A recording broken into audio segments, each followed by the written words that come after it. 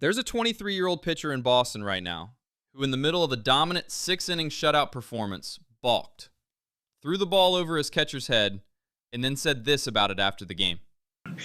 I wish I could tell you. There was no brain there. We're in a groove with the windup. Let's go back to it. I haven't had a balk this year, so I thought this is the perfect time for it. I was in disbelief at myself. Creates good TV, I guess. I don't know. That's Payton Tolle, and we need to talk about him. Welcome back to Coach's Tape by Baseball Authority. Let's get into it. Here's exactly what happened on June 3rd. Red Sox and Orioles at Fenway. Tolle is dealing. 6 scoreless innings, 5 strikeouts, 2.28 ERA on the season.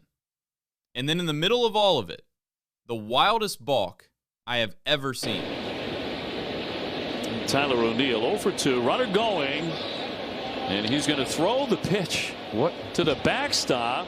Mayo will take off for third. Gasper a little late getting back there.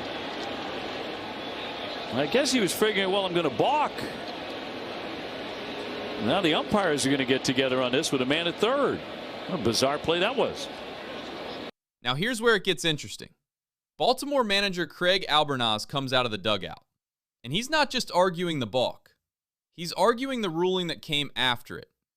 Because of official baseball rule 6.02a, if a balk is followed by a wild pitch, the runner can advance beyond the base they were awarded on the balk.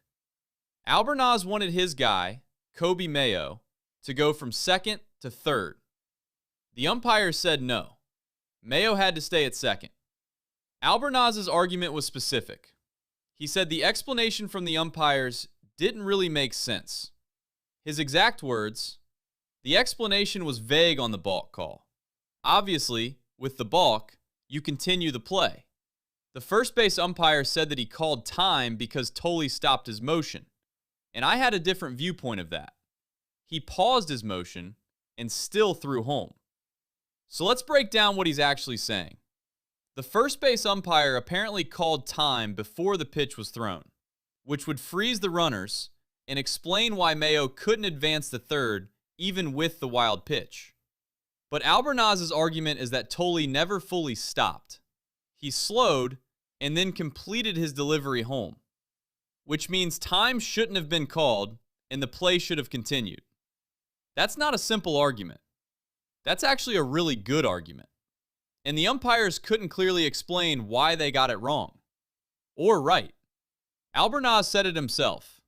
The explanation was vague.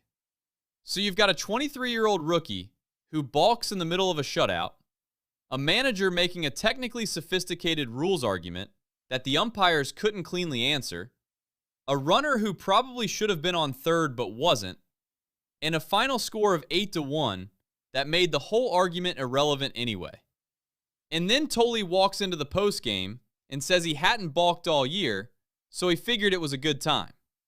In spring training, when asked about his mindset heading into camp, he said, "Fight like you're the third monkey trying to get on the ark, and it's starting to rain."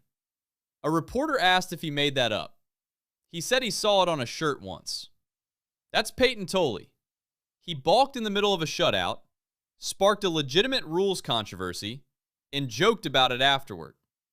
Drop your take in the comments. Was Albernaz right? Should Mayo have been on third? See you on the next one.